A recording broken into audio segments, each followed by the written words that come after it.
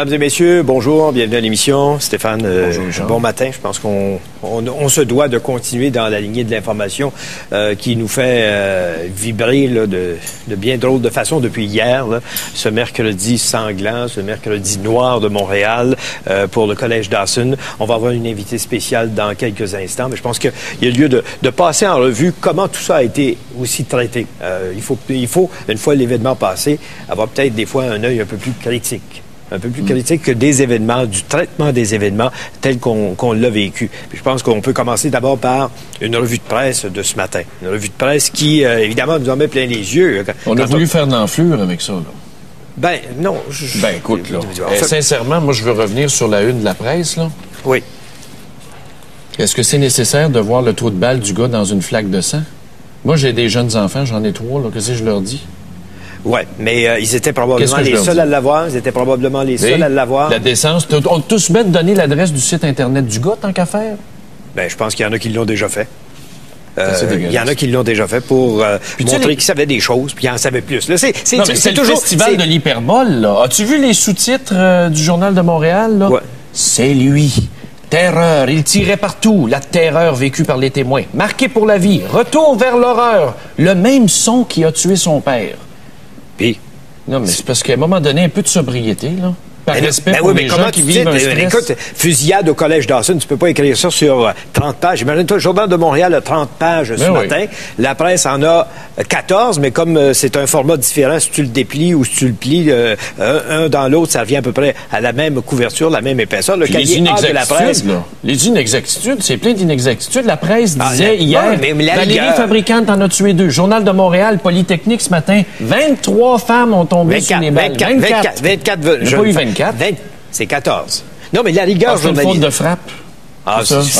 Les pressiers, faites pas des moyens de pression, là. Non, mais c'est certain que dans un moment comme celui-là, où tu canalises toute l'énergie journalistique dans un pool, comme on dit, pour essayer d'être le plus gros, le plus fort, le meilleur. Oui, la grosse cote d'écoute. Voilà. La grosse cote d'écoute. Mais il en demeure pas moins qu'on vient de voir des événements chez nous qui sont troublants. Parce que c'est la 3e fois à Montréal, 3e fois depuis 1989. On entend ces nouvelles-là qui viennent d'un peu partout. Il n'y a pas longtemps, c'était en France. Il y en a eu aux États-Unis. Il y en a en Russie. Mais 3 fois à Montréal. En Alberta. Qu'est-ce qu'on a de différent?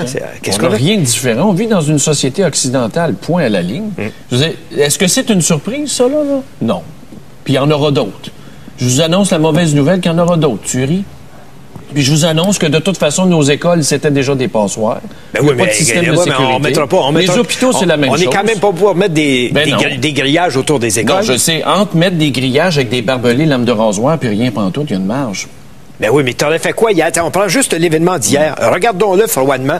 L'événement d'hier, même avec une clôture, le gars, il descend de son auto, il commence à tirer sur le perron. C'est le même argument que le registre des armes à feu. T'as beau avoir un registre à 3 pieds d'épais. Ben ça, on va y revenir tantôt, parce que c'est vrai. Je pense que ça, c'est peut-être le fondement sur lequel on devrait peut-être discuter davantage un peu plus tard dans l'émission. Parce que il y en a là, qui vont ressortir les c'est déjà fait. C'est déjà fait, oui. Puis Jean Charest, as-tu bien réagi? Mais enfin, on en parlera un peu plus tard. Ouais.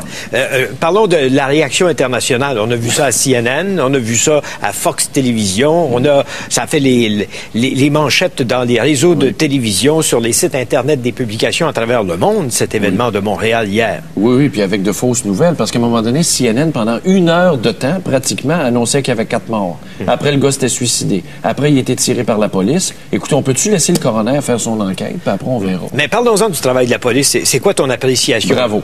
Oui. Bravo. Et ceux qui se targuent à dire la police, boum, non. Vous devez en prendre un peu pour votre rhume ce matin, parce que la police, moi, ce qui me fascine, c'est où tu prends ton courage et ton adrénaline pour rentrer comme ils sont rentrés dans le tas rapidement. Ouais. Bravo, ces gens-là sont très bien formés. Écoute, moi, j'ai vécu en première ligne les événements de Polytechnique en 1989. Quand je regardais ça hier, j'étais convaincu qu'ils avaient tiré des leçons, et les policiers, et Urgence Santé, des leçons de travail, de méthode de travail, la façon d'arriver sur les lieux, la façon de cerner.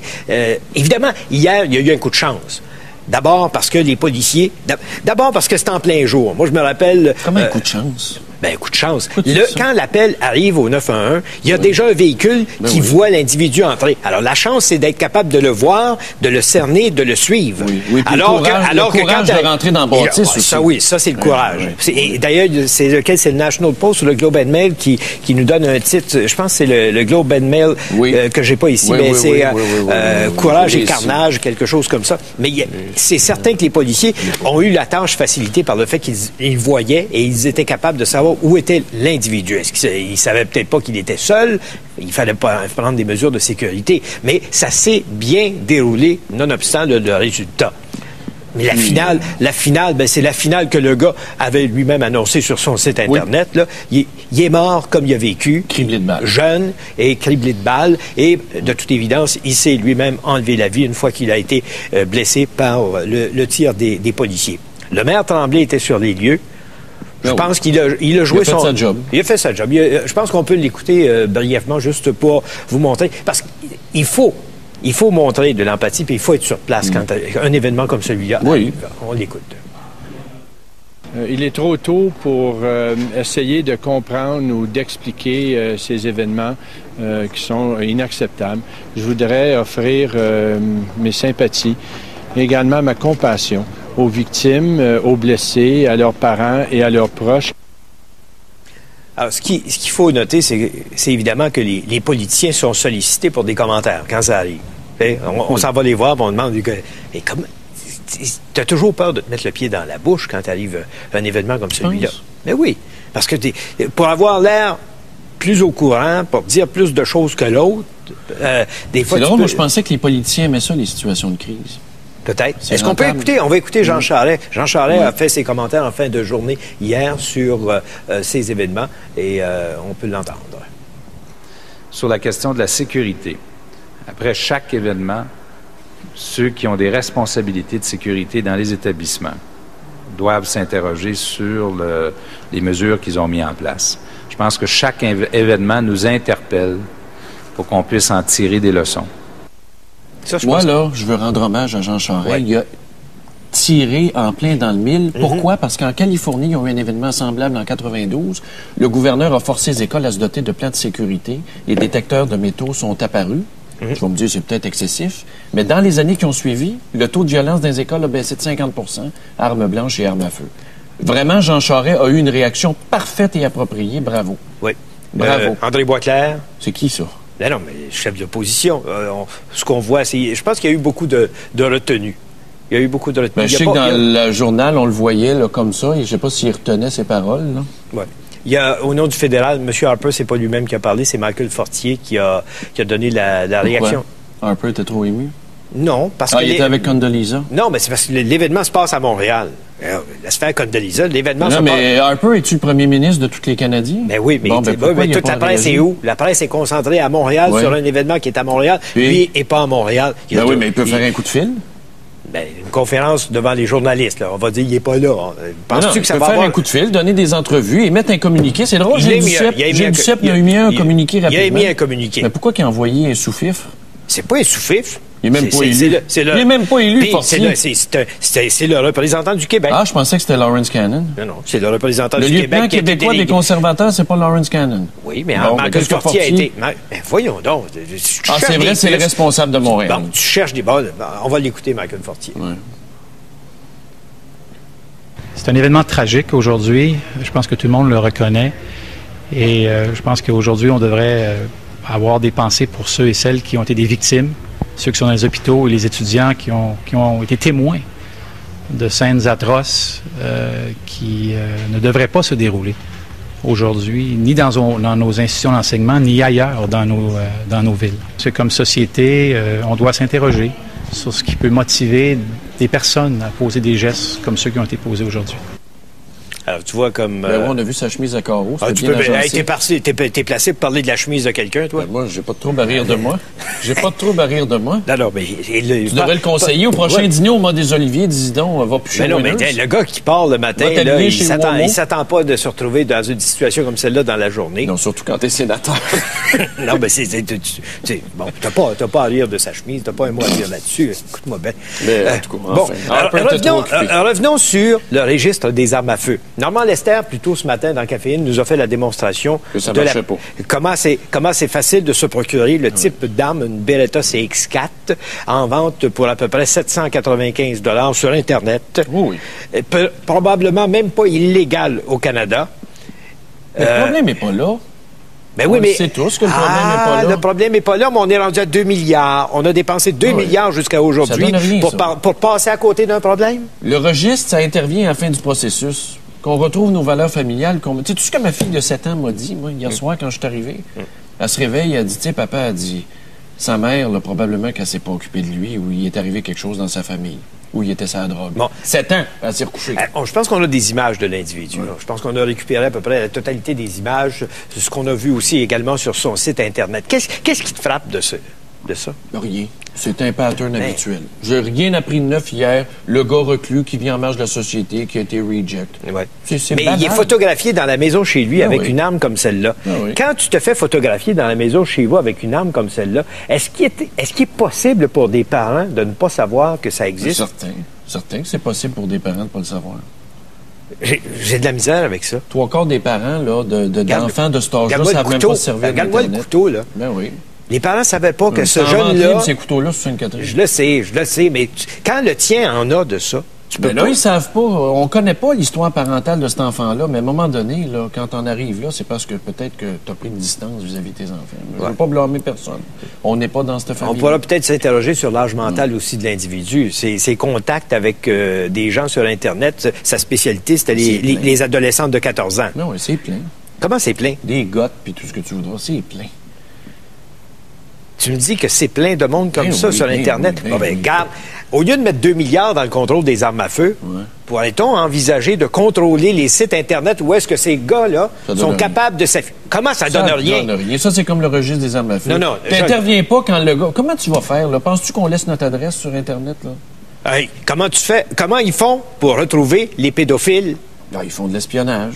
C'est ça. C'est la même chose. Quoi, là? Légalement, là? Ça va donner quoi? Avec une arme à feu, ça va changer quoi? Qu'un gars s'affiche et dise des choses semblables, qui disent qu'il y a des intentions meurtrières, qui disent qu'il a envie de mourir jeune, qui s'affiche avec l'arme, qui est tout souriant comme ça.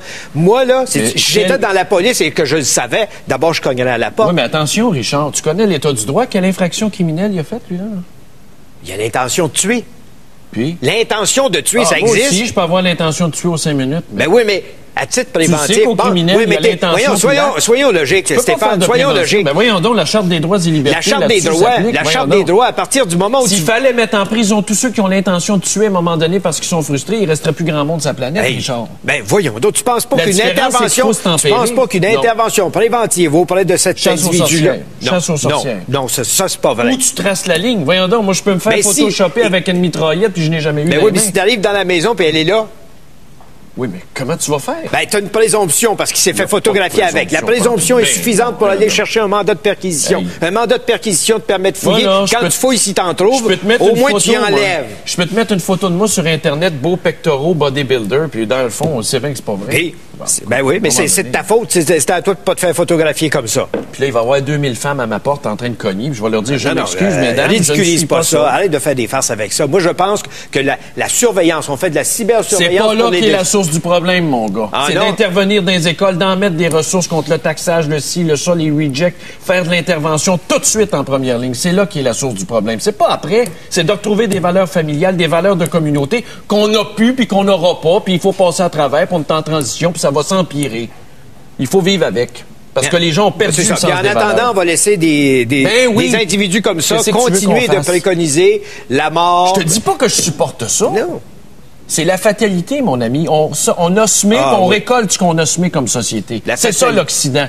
Après, vous allez cracher sur le monde arabe qui ont des valeurs un peu plus traditionnelles. Ben, mangez-le, votre bas à matin. Mangez vos bas à matin. Moi, j'aurais pas de problème avec mes enfants parce que je leur ai mis du plomb dans la tête. Puis tu es capable de prédire là, que ça va être parfait pour le restant de tes jours. Je dis pas que c'est parfait, mais si on regarde la moyenne, là, on n'est pas ben d'un bon record. Je peux te dire ça. Mais comment peux-tu Quand tu t'en vas à l'école, le G-string dans le derrière, là. Ah, tu les reviens pantalons. pas. Tu reviens pas. Ben oui, ça part de là. La tenue vestimentaire. Tout part de là. Tout part dans il le était discours. pas tenu, lui, il était toujours habillé en il était noir. avec son trench coat. Son trench coat comme celui de Columbine. Puis il jouait en plus. C'est pas inquiétant de savoir qu'un jeune joue au massacre de Columbine. Oui. Ben moi, j'en ai pas de jeux vidéo chez nous, puis des GameCube, puis des Xbox, puis de la télévision où tu vois des meurtres aux 2 minutes. J'en ai pas de ça, moi. Puis je suis fier à part de ça. Tous ceux qui riaient de moi, vous ravalez votre salive un matin, hein? Comment? Oui, mais c'est j'en ai pas de télé, puis j'en aurai jamais de télé. Tu peux pas être tout seul là-dedans. Je m'en fiche. On me passe... J'ai ici le Journal de Montréal, page 93 ce matin. Fusil Beretta modèle A303 semi-automatique, très bonne condition, 700 $, 514-206-42. Je vais arrêter là. Ça, c'est en page du Journal de Montréal. Ben oui. C'est beau le contrôle des armes à feu. Mais comment? Je comprends pas, là. J'ai de la misère à te suivre un matin.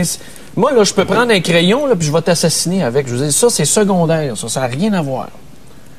Pas en tout à part de ça. C'est entre les deux oreilles que ça se passe, mon ami. C'est pas entre les deux oreilles de vouloir posséder. C'est le problème, là, de vouloir posséder une arme de même. À partir de ce moment-là, comment fait-on?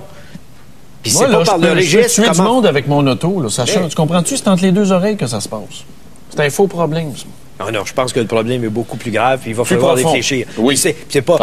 Les mesures de sécurité, c'est bien beau de parler d'augmenter les mesures de sécurité. Jean Charest a raison. Il faut qu'on réfléchisse. Il faut qu'on réfléchisse comme responsable de la sécurité. Il faut qu'on réfléchisse comme professeur. Il faut qu'on réfléchisse comme directeur d'école. Il faut qu'on réfléchisse comme père de famille puis mère de famille. Puis comme étudiant. Regardez qu'est-ce qui se passe. Sauf que regarde ce qui est arrivé hier. Ce gars-là, il fréquente pas Dawson. Ben non. Ça veut dire qu'il va falloir réfléchir sur tous ceux qui passent sur le trottoir. Regarde, il y avait un gars là, à Caféine tout à l'heure, il a passé, il y avait un trench coat, 3 chars de police sont arrivés. Fait que si on suit ta logique, on va arrêter tous ceux qui ont un trench. Non, c'est pas ça. Mais si on fouille sur Internet puis on sait qui sont ceux qui ont des armes, qui sont ceux qui ont des intentions meurtrières, on va peut-être être capable d'en... Tu peux pas arrêter quelqu'un qui n'a pas commis un crime? Non, mais tu peux y montrer que tu le sais qu'il a envie d'en commettre un. Puis la dissuasion commence par ça. C'est un jeu dangereux. C'est pas là qu'il y a le problème. Quand tu mets une autopatrouille sur une autoroute puis que tu ralentis, toi qui conduis toujours au-dessus des limites, c'est la dissuasion. Puis tu sais quoi? La dissuasion, ça quand il fait clair, la police n'est pas là, j'écrase dans le tapis. Tu comprends-tu que c'est entre les deux oreilles, le problème? Ouais. C'est plus profond, ça. OK, bien, ce matin, mesdames, messieurs, ce qu'on va faire, c'est qu'on va vous parler de la fusillade. On va vous parler de ça dans quelques instants avec une invitée. Mais notre question, c'est comment réagissez-vous? On veut vous entendre. Vous avez peut-être vécu des moments bien particuliers hier. Vous êtes peut-être de ceux et de celles qui étaient au collège Dawson, comme notre invité dans quelques instants. Alors, nos lignes vont être ouvertes pour vous ce matin. Je vous donne tout de suite nos numéros de téléphone à Montréal, 514-790-0874, de partout au Québec, 1-877-790-3535 ou écrivez-nous par Internet www.tqs.ca.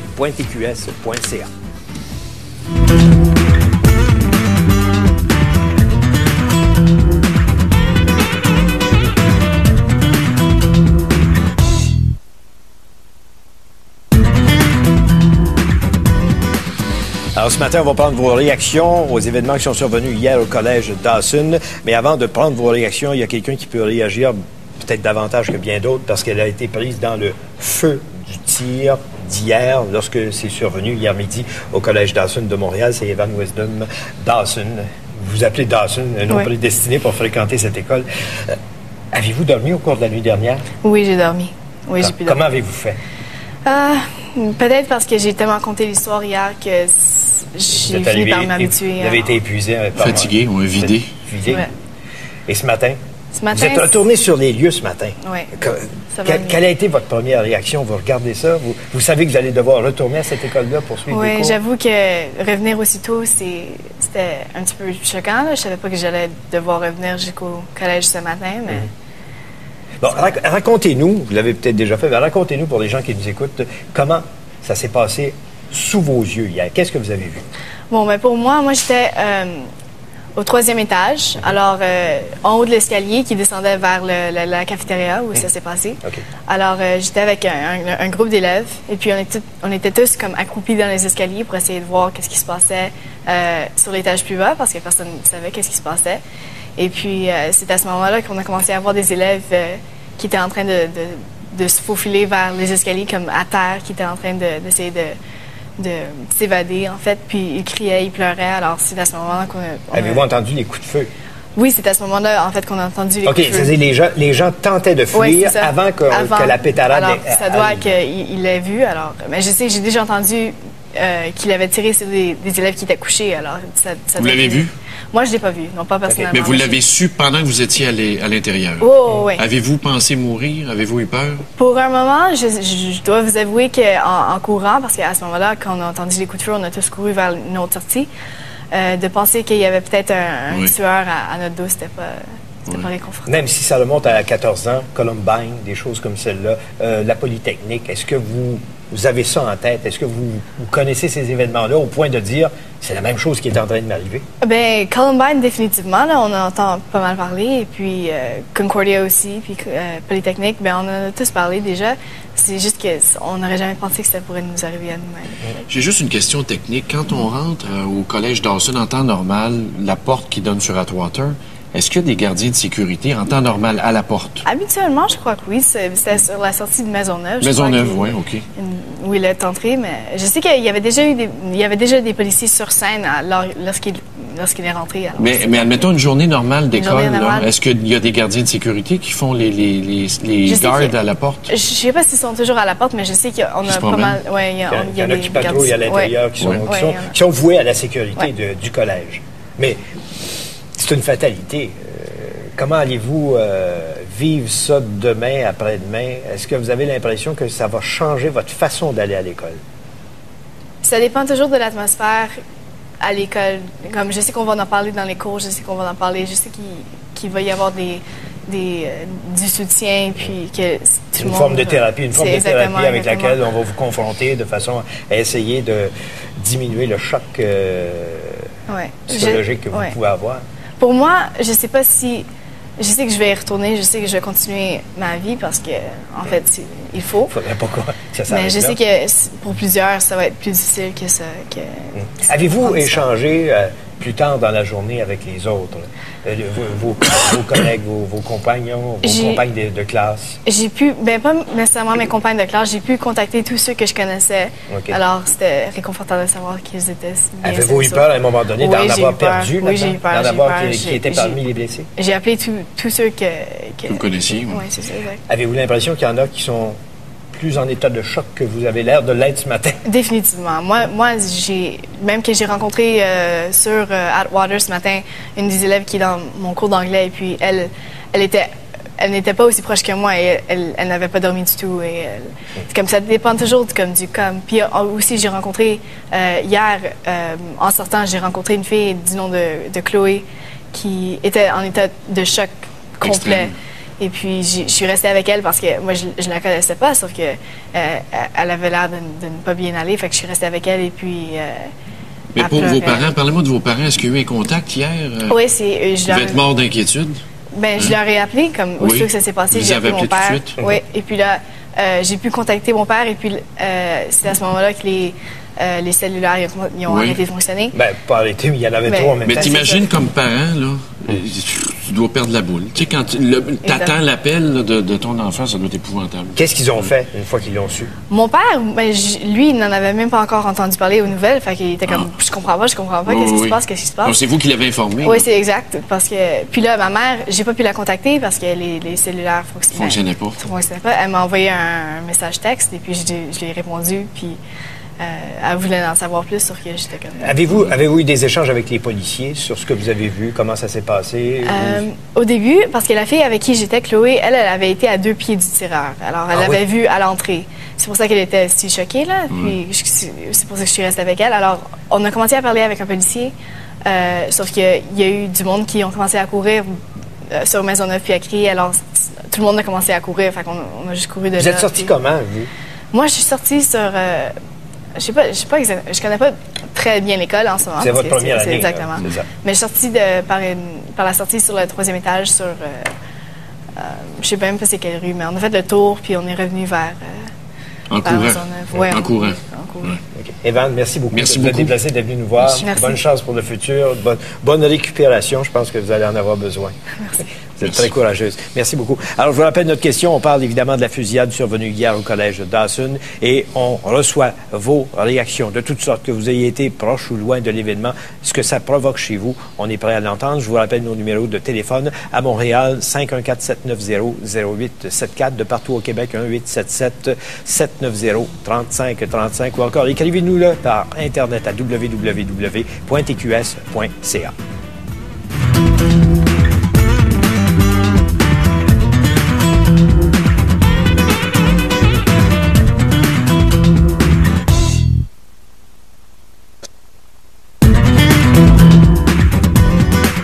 Ça prend beaucoup de courage pour raconter, comme elle vient de le faire, ce qu'elle a vécu. Sans parler des flashbacks après. Là. Ah oui, c'est parce que c'est sûr que c'est pas terminé dans la tête.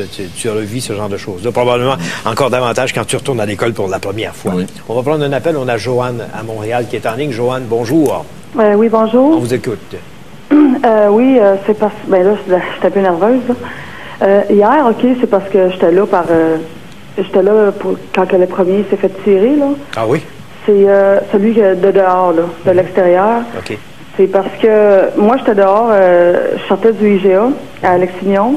Ah oui? Puis le gars qui s'est fait tirer, c'est ça, moi, j'étais supposée m'en aller avec ma commande, là, en taxi. Puis là, finalement, j'étais pas capable de partir en taxi. Fait que je me suis retrouvée avec les gens dans le IGA. On s'est barricadé dans le IGA. Oui. Parce que j'étais retournée à l'intérieur. Fait que, oh mon Dieu, je suis nerveuse. Oui. C'est ça, je voulais dire. Mais vous ne saviez pas ce qui se passait.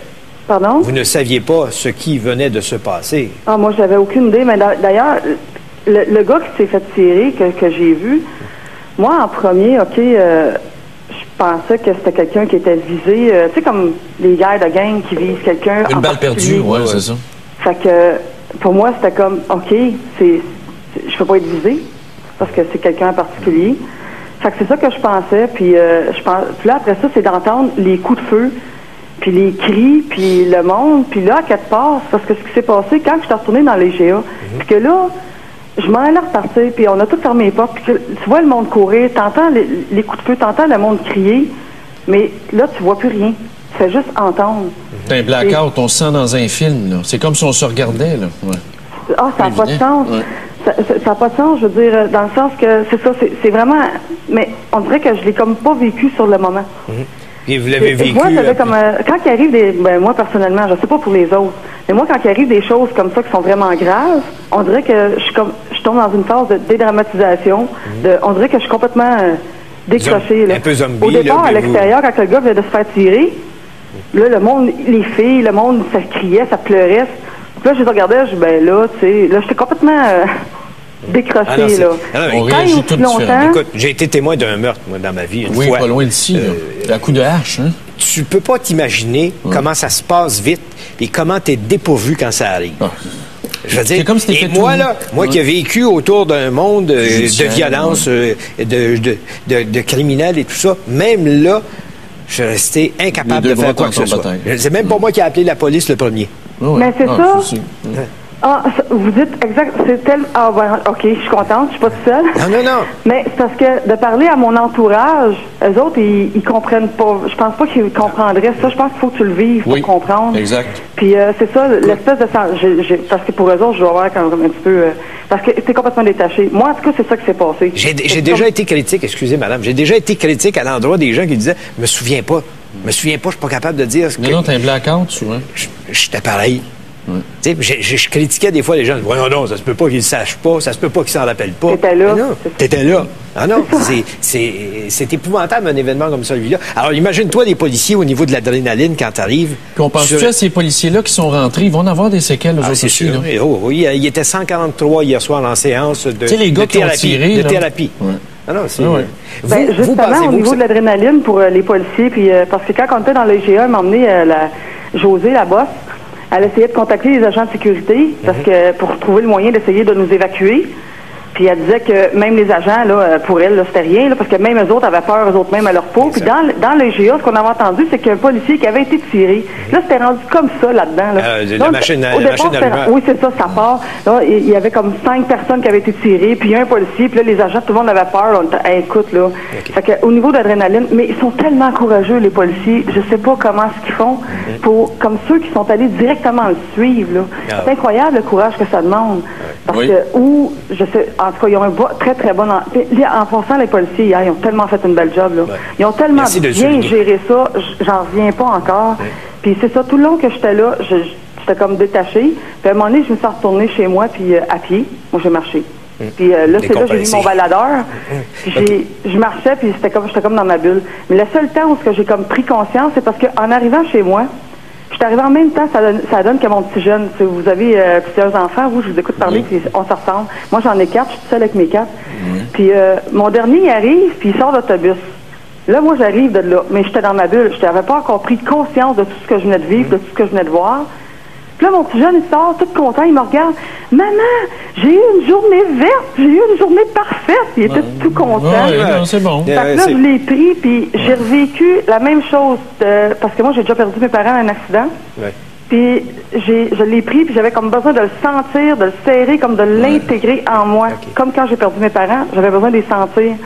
Merci, Joanne. Merci, je vais vous arrêter. Au niveau des gothiques, parce que regardez, moi, je suis pas gothique. Mais ça fait des années que j'écoute de la musique, n'importe quel style de musique, que ce soit heavy metal ou comme dans le temps on disait Ozzy Osbourne, quand tu écoutes ça, tu vas te suicider. C'est pas vrai, là. Faut pas toutes les mettre dans le même paquet, là. Non, c'est sûr. Merci, Joanne, de votre appel. Merci de votre témoignage. On va aller à Montréal. Je téléphone avec la télévision. Oui, Martine, bonjour. Martine, Montréal. Allô? Allô? Oui, on vous écoute.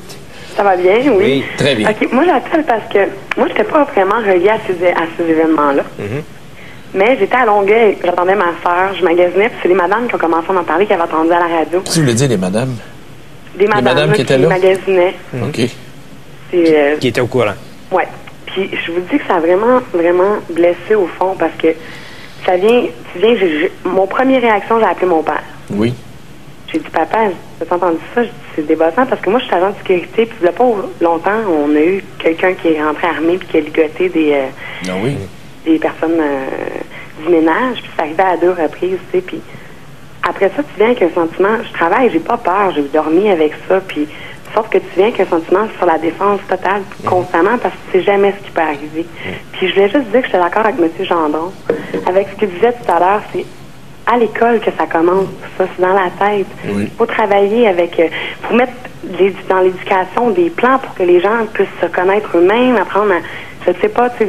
Puis que les parents en parlent avec leurs enfants, tu sais, on prend plus de temps. C'est toujours la même histoire que je répète. J'ai de l'air d'un maudit vieux radotou, mais c'est ça pareil. Il faut le répéter parce que de toute façon, des fois, ça rentre par une oreille, ça sort par l'autre. Puis à un moment donné, il va peut-être avoir un blocage entre les deux, puis ça va servir. Merci, Martine, de votre appel. Je vous rappelle la question. Ben, c'est pas une question ce matin. On prend vos réactions, toutes vos réactions, de près ou de loin, face aux événements qu'on a connus hier au Collège Dawson de Montréal. Nos numéros de téléphone, Montréal, 514-790-0874, de partout, 1-877-790-3535. Et il y a le site Internet www.tqs.ca.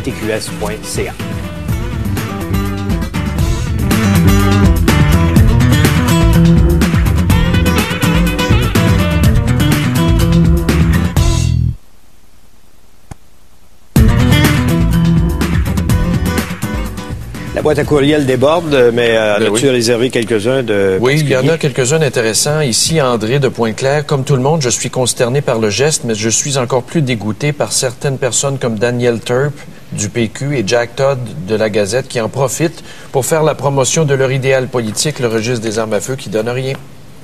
C'est vrai. C'est sûr qu'il y en a qui vont profiter de l'occasion. Oui. Je pense qu'on peut même donner leur nom. Oui. Et ensuite, ici, Jacques, 74 ans de Montréal. Monsieur Desmarais, vous travaillez avec un SMAT qui est Gendron. Lui, il est très intelligent avec ses enfants. Moi, j'en ai eu 4. J'ai fait mon possible. J'ai une droguée et un fou. Mets ça dans ta pipe. Ben moi, mon beau Jacques, je fais pas mon possible. On fait l'impossible avec nos enfants parce que c'est un contrat à vie. Écoute, vous avez sûrement démissionné. J'ai ici Rock à Montréal qui dit qu'on devrait envoyer, avec les propos que j'ai tenus par rapport au site Internet, il dit on devrait envoyer des tickets à tous ceux qui font des films en coursant avec leur automobile. Ben oui. Parce qu'il dit ça veut. Ben, il dit, on ne sait pas si un gars se fait photographier avec une arme, on ne sait pas s'il va devenir un tueur. Oui. Non. Sauf que je vous rappellerai, monsieur, que le gars en question, là, sur son site Internet, là, on peut lire « Vengeance is coming ». La vengeance s'en vient. Ben oui, c'est marqué dans la Bible aussi. C'est marqué dans la Bible, tu vois ça? Oui, mais est-ce qu'il y a quelqu'un qui l'a écrit, la Bible, qui est encore vivant et dangereux? Ben, il y en a pas mal qui se réclament de la Bible. Ouais, c'est ça. J'adore les fusils, vraiment. C'est ce qui nous rend tous égaux. Quand quelqu'un a ce genre de propos, je regrette. C'est dans la Constitution américaine. Ça mérite d'être visité. C'est dans le Bill of Rights. On est au Canada. C'est dans le Bill of Rights. On est au Canada. Ben oui. On va prendre un appel de Fabreville. Liette est en ligne. Bonjour, madame. Liette? Moi, ce monsieur passait sur ma rue, monsieur. Ah, vous le connaissiez? Vous êtes à Fabreville, vous? De vue, il était épeurant à voir. Ah oui? Il y a bien du monde épeurant à voir à Montréal. Mais lui, là, puis il passait, là, il était comme dans sa bulle. Oui. Je vous dis que c'est un enfant, un bon de moins. Mais que, je comprends pas, ses parents, ils voyaient pas ça, lui. C'est ça la question que je me pose depuis ce matin. C'est ça qui est le drame. Comment tu peux être aveugle au point de ne pas avoir constaté le dérangement, ne serait-ce que psychologique, d'un enfant qui s'attarde à des événements comme Columbine, à des vidéos qui écoute sa violentes, musique, là, qui écoute du death metal. Oui, c'est pas si tu vois pas ça, la petite musique de nuit de Mozart. Il y a un problème de communication évident où la maison est bien grande. Quel genre de maison c'était? C'est une très belle maison, monsieur. Ben oui, on parque nos enfants dans les sous-sols. Achale-moi pas, va-t'en dans la cave. C'est le même qu'on élève nos enfants au Québec. Va dans la cave, là, mets-toi les écouteurs. Puis... Où il contrôlait sa famille, je le sais pas. C'est bon, mais j'espère que les policiers vont gratter un peu plus pour voir que... Ben oui, mais mettons que c'est ça. Là. Il y en a combien de familles qui marchent de même au Québec? C'est la majorité. Tu mets des petits au monde, puis après, quand ils sont trop fatigants, t'es parques devant Internet. Ouais. Achale-moi pas. Okay. Merci, Liade. Merci, Liade, de votre appel. On va aller à Montréal maintenant. On a Pierre. Bonjour. Pierre, bonjour. Allô? Oui, allô. Allô, Pierre? Allô? Bon, Liade, allô? Oui. Oui, allô? Oui, je vous écoute. Oui. Oui, allô? Bon, là, on a un problème de ligne. On va passer au suivant. M'entendez-vous? Oui, je vous entends. Allez-y. Bonjour. On vous écoute. Ben, je suis professeur au cégep. Oui. Et puis, j'étais présent lorsque... Ah, c'est vous qui nous avez envoyé l'Internet. On voulait vous parler. Oui, c'est ça. Alors, bon, parfait. Alors, racontez-nous ce que vous avez vu. Ben, moi, j'étais dans mon bureau, au 5e étage, lorsque, tout d'un coup, on a entendu des jeunes crier dans le corridor, un peu comme si c'était une fête. Oui. Et puis, les étudiants couraient. Et puis, on s'est levé, moi et ma collègue, pour dire aux étudiants de se calmer. Et puis, tout d'un coup, une étudiante m'a dit qu'il y avait des coups de feu qui avaient été tirés à l'étage inférieur. Et puis là, on a senti qu'il y avait une panique. Et puis, moi, j'ai demandé aux étudiants de se ranger sur le côté. Et puis, moi et deux autres professeurs me sommes allés dans la cage d'escalier qui, en fait, donne directement sur la cafétéria où avait lieu la fusillade au 2e étage. Donc, on entendait vraiment les coups de feu. Vous les avez entendus? Oui, absolument. Il y avait plusieurs, mais naturellement, ce qui arrive, c'est qu'on est un peu confus. Hein. On a du mal à identifier le bruit puis l'associer à une arme à feu. On n'est pas habitué. C'est certain qu'un coup de feu, ça n'a pas le même bruit que celui qu'on entend quand on regarde une série policière à la télévision. Exactement. C'est pas la même chose. C'est un pétard très, très fort. Et puis là, on s'est dit, bon, c'est une blague, ça n'a pas de bon sens. Alors, j'ai descendu, puis naturellement, plus j'approchais, plus les coups de feu étaient forts. Et puis là, je voyais vraiment, il y avait la panique, il y avait plusieurs étudiants qui fuyaient les lieux. J'ai descendu et puis là, je surplombais la cafétéria exactement là où est-ce que le tueur tirait. Et puis je pouvais voir la cafétéria, il n'y avait plus personne. Puis je me suis penché, puis et là, il y a eu une rafale d'armes, non pas semi-automatique, c'est évident, c'est une arme automatique. Ça a fait une très, très, très fort. Et là, j'ai compris, là, j'avais un professeur qui lui, m'avait précédé, lui descendait. Et puis, il a fait naturellement, il a rebroussé chemin. Puis, moi, je pensais, ce qui était terrifiant, c'est que je sentais que les coups de feu s'approchaient de moi. Alors là, moi, je pensais mourir. Donc, j'ai j'ai couru, j'ai vu les étudiants qui sortaient de la bibliothèque, j'ai crié, j'ai hurlé aux étudiants de s'enfuir. Après, je suis retourné alerter mes collègues, puis je leur ai demandé de se barricader dans leur bureau. Moi, je suis rentré dans mon bureau, je me suis barricadé, puis là, les coups de feu, il y a eu beaucoup, beaucoup de coups de feu. Combien d'après vous? Au moins une vingtaine. Okay. Aujourd'hui, je disais dans les journaux que la fusillade avait duré jusqu'à minutes 48, mais je sais très bien qu'à 1 heure, on a téléphoné moi, j'ai fait obtenir de l'information parce que j'avais placé une immense bibliothèque sur la porte parce qu'on entendait des coups de feu qui s'approchaient de nous. Et là, j'étais couché sous mon bureau, puis j'essayais de communiquer sur Internet, par téléphone. Et puis, au moins, encore à 1 heure, ça tirait encore. Il y avait vraiment des coups d'armes automatiques ou semi-automatiques. Ce qui est étonnant, c'est de voir que les policiers sont arrivés à peu près en même temps que le tueur. Il était 12:15. Oui, moi, je vais vous dire que j'ai... 12:45, c'est-à-dire. Puis, on peut voir là qu'il y a quasiment du mouvement de coups de feu jusqu'à 1h12 ou 13. C'est-à-dire un bon 20-25 minutes de on l'entendait au sortir, et là, ce qui est arrivé après peut-être vers 1h15, ça faisait à peu près 25 minutes, donc on était enfermé dans le bureau. Tout d'un coup, on a entendu police out, mais avec une angoisse et une violence. Les policiers étaient excessivement nerveux. Alors nous, enfermés dans nos bureaux, naturellement, là, moi, je me suis dit, c'est le tueur. Il veut qu'on sorte, il veut me tirer. Ma collègue, je voulais ouvrir, mais là, j'étais paniqué, je dis, il faut qu'on sorte à quelque part, ça n'a pas de bon sens. Ma collègue n'a pas voulu ouvrir la porte. Et puis là, je savais que c'était une arme semi-automatique, donc il fait facilement traverser les murs. Des murs de gyps, là. Et comment ça s'est terminé avec la police? Là, la police nous a... Là, j'ai entendu une des secrétaires crier, OK. Là, j'ai ouvert la porte, je l'ai entrouverte. Puis là, j'ai vu le policier qui braquait son 44 ou son revolver vers moi. Et puis, tout s'est passé avec beaucoup de diligence, puis avec beaucoup d'efficacité. Les policiers ont sécurisé le corridor. Et puis, on pouvait le voir, on sentait dans le visage des professeurs, pas les professeurs, mais des policiers que que la situation était très grave. Les policiers étaient rouges, leurs veines étaient gonflées, ils étaient essoufflés, ils étaient en sueur, ils étaient excessivement nerveux. Mais ils ont fait ça, ils ont tout sécurisé l'escalier, puis on est descendu rapidement, on a été bien accueillis. Il y avait un autobus, la ST6M qui nous attendait. Ça s'est bien passé, vraiment, avec moi-même, j'étais étonné de l'efficacité. Pierre, je dois vous arrêter là. Voulez-vous, s'il vous plaît, rester en ligne? Notre recherchiste veut vous reparler. D'accord. Merci beaucoup. Merci, Pierre, d'avoir pris le temps de nous faire ce récit de ce que vous avez vécu. Hey, t'imagines? En arrière de la porte, tu penses que c'est le tueur. Dave Leclerc, on va aller rapidement à Dave Leclerc à Québec pour connaître le sujet du Grand Journal à midi. Bonjour, Dave. Bonjour, c'est toujours très intéressant d'entendre ce genre de témoignage et ça vient nous chercher, hein? Oui. Et on se demande comment on aurait réagi dans ce genre de situation. Ce midi, il y a plein de questions qui auraient pu se poser, mais effectivement, il faut parler de la fusillade au Collège Dawson. Et notre question est la suivante. Vos réactions à la suite de cette fusillade? Il y a plusieurs choses qu'on peut dire. Comment peut-on éviter ce genre de choses, si ça peut être évité? Et pourquoi? Doit-on resserrer la sécurité dans les écoles? Est-ce qu'on doit en venir comme aux États-Unis avec des détecteurs de métal et restreindre l'accès dans nos écoles, dans nos collèges? C'est toutes sortes de questions qu'on va se poser ce midi. On va avoir beaucoup de questions à se poser. Beaucoup de journalistes qui vont suivre effectivement l'actualité. Ça se développe d'heure en heure. On aura toutes les réactions de midi. On vous écoute ce midi. Merci, Dave. Alors, je vous rappelle, on prend vos réactions face aux événements d'hier, mais entre parenthèses, la sécurité absolue, là.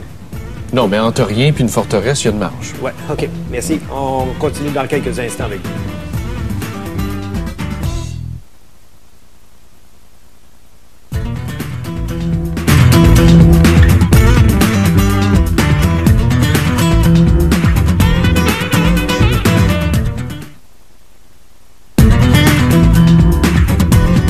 Il y a beaucoup de courriels, c'est certain qu'on ne pourra pas en lire beaucoup, là, mais on a Fanny qui était dans l'école, qui nous appelle et qui voudrait nous en parler. Bonjour, Fanny. Bonjour. Racontez-nous où vous étiez. Qu'est-ce qui s'est passé autour de vous? Bien, on était dans notre classe, puis on voyait beaucoup de personnes qui sortaient de la classe vraiment vite. Puis plusieurs étudiants disaient à notre professeur qu'on devrait peut-être les suivre, et puis notre professeur disait que c'était juste la fin des classes. Finalement, il y a eu un silence, puis on a entendu quelqu'un crier « Get the fuck out of here ». Donc, on a ouvert la porte. Les gars se sont mis devant nous. On est sortis dehors. On a tourné dehors de la classe. On a tourné vers la gauche pour s'en aller vers l'atrium parce que c'était un peu la seule place où est-ce qu'on savait où sortir, vu que c'est notre première année. Puis là, on a vu quelqu'un, il y avait du sang, puis il y avait une arme, puis on a couru dans l'autre sens. On a entendu des coups de feu. Puis moi, j'ai échappé mon cellulaire. Vous l'avez vu de près, vous, là? Ben, de près, on était à l'autre étage, mais après ça, moi, je suis courue dans le couloir, j'ai échappé mon cellulaire, puis je suis retournée chercher parce que ce qui se passait dans ma tête, c'est comme je devais rejoindre ma famille, mes amis, je trouvais personne, donc je ne pouvais pas laisser mon cellulaire. Donc, en allant le chercher, après ça, quand je me suis retournée, il y avait d'autres personnes qui couraient dans le couloir, mais on a vu quelqu'un au bout du couloir, puis il y avait un long manteau, puis il y avait un gun, puis là, ça a été vraiment vite. On a juste couru vers la porte, puis on a entendu 2 coups de feu. Donc, on n'est pas sûr s'il nous a tiré sur nous, mais on sait qu'on a passé vraiment proche. Vous êtes passé proche, oui. Oui. Êtes-vous retourné à l'école ce matin? Vous n'êtes pas allé voir ce qui se passe aujourd'hui au Collège Dawson? Ben, je sais ce qui se passe, mais j'ai une de mes amies qui est à l'hôpital en ce moment, fait que je vais aller la voir. Qui a été blessée? Qui a été blessée hier? Oui, on la voit souvent à l'hôpital. C'est celle qui était à la télé, c'est celle qui était transportée sur une table, Charlène. Ah oui. S'est fait tirer à la jambe. Elle a été opérée hier, puis elle va être en béquille pendant un certain temps, mais...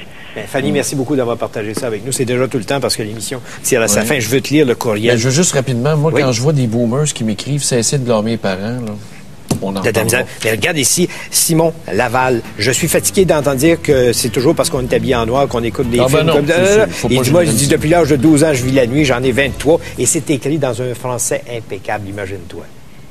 À demain.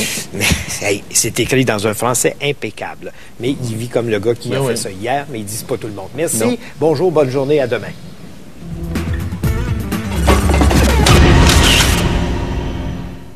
De toute façon, nos écoles, c'était déjà des passoires. Ben oui, mais, pas de système de sécurité. On mettra pas, les hôpitaux, c'est la même chose. On n'est quand même pas pouvoir mettre des grillages autour des écoles. Non, je sais. Entre mettre des grillages avec des barbelés, lames de rasoir, puis rien pantoute, il y a une marge. Ben oui, mais t'aurais fait quoi hier? On prend juste l'événement d'hier. Regardons-le froidement.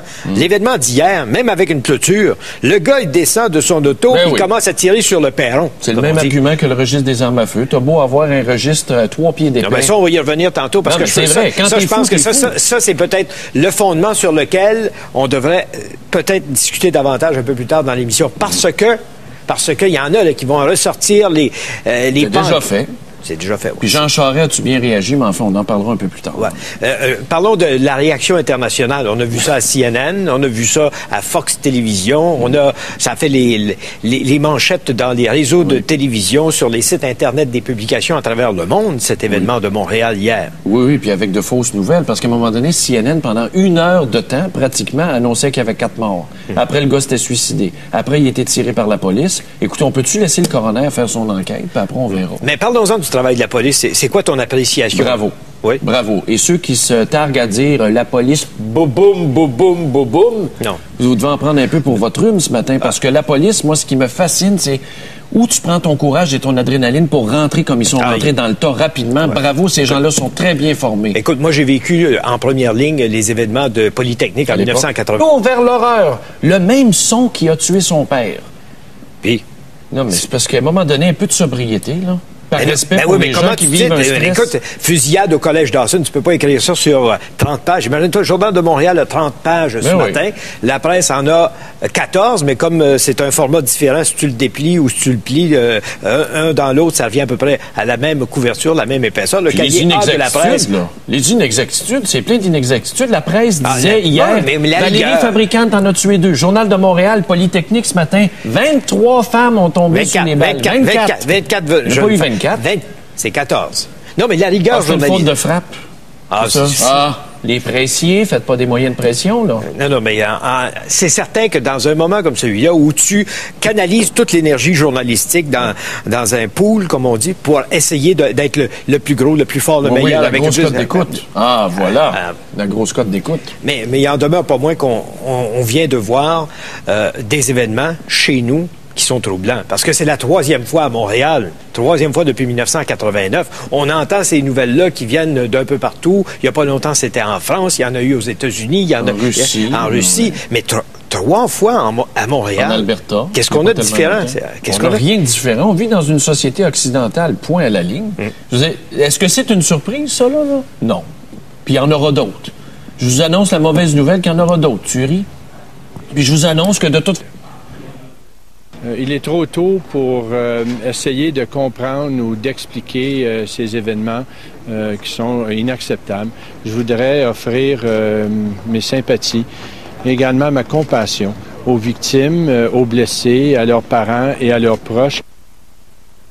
Alors, ce qu'il faut noter, c'est évidemment que les politiciens sont sollicités pour des commentaires quand ça arrive. On s'en va les voir, on demande mais comment... Tu as toujours peur de te mettre le pied dans la bouche quand arrive un événement comme celui-là. Mais oui. Parce que pour avoir l'air plus au courant, pour dire plus de choses que l'autre, des fois... C'est drôle, moi je pensais que les politiciens aimaient ça, les situations de crise. Peut-être. Est-ce qu'on peut écouter? On va écouter Jean Charest. Jean Charest a fait ses commentaires en fin de journée hier sur ces événements et on peut l'entendre. Sur la question de la sécurité, après chaque événement, ceux qui ont des responsabilités de sécurité dans les établissements doivent s'interroger sur les mesures qu'ils ont mises en place.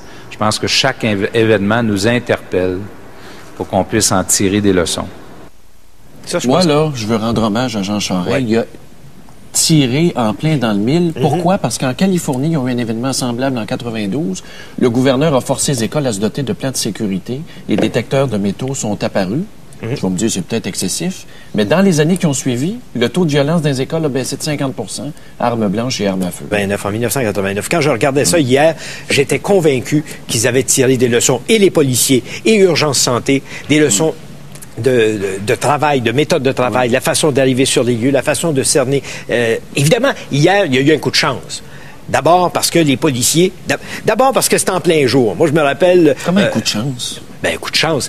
Quand l'appel arrive au 911, il y a déjà un véhicule qui voit l'individu entrer. Alors, la chance, c'est d'être capable de le voir, de le cerner, de le suivre.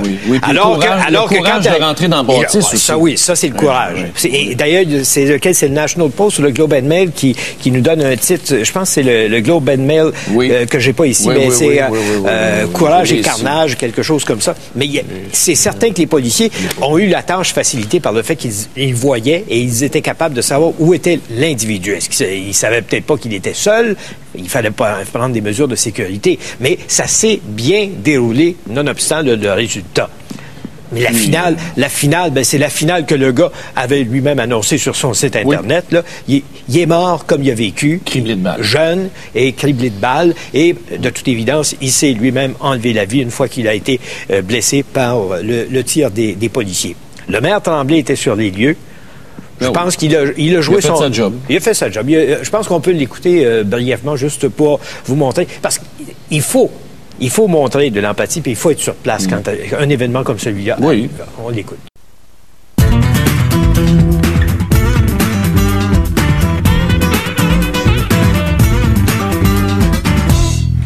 Mesdames et messieurs, bonjour, bienvenue à l'émission. Stéphane, bon matin. Je pense qu'on se doit de continuer dans la lignée de l'information qui nous fait vibrer là, de bien drôle de façon depuis hier. Là, ce mercredi sanglant, ce mercredi noir de Montréal pour le Collège Dawson. On va avoir une invitée spéciale dans quelques instants, mais je pense qu'il y a lieu de passer en revue comment tout ça a été aussi traité. Il faut, une fois l'événement passé, avoir peut-être des fois un œil un peu plus critique. Un peu plus critique que des événements, du traitement des événements tels qu'on l'a vécu. Puis je pense qu'on peut commencer d'abord par une revue de presse de ce matin. Une revue de presse qui, évidemment, nous en met plein les yeux. On a voulu faire l'enflure avec ça, là. Ben, non. Écoute, là. Sincèrement, moi, je veux revenir sur la une de la presse, là. Oui. Est-ce que c'est nécessaire de voir le trou de balle du gars dans une flaque de sang? Moi, j'ai des jeunes enfants, j'en ai 3, là. Qu'est-ce que je leur dis? Oui, mais ils étaient probablement les seuls à l'avoir. Ils étaient probablement les seuls à l'avoir. La décence. On tous met de donner l'adresse du site Internet du gars, tant qu'à faire? Bien, je pense qu'il y en a qui l'ont déjà fait. Il y en a qui l'ont déjà fait pour montrer qu'ils savaient des choses, puis ils en savaient plus. Là, c'est toujours le festival de l'hyperbole, là. As-tu vu les sous-titres du Journal de Montréal, là? C'est lui. Terreur. Il tirait partout. La terreur vécue par les témoins. Marqué pour la vie. Retour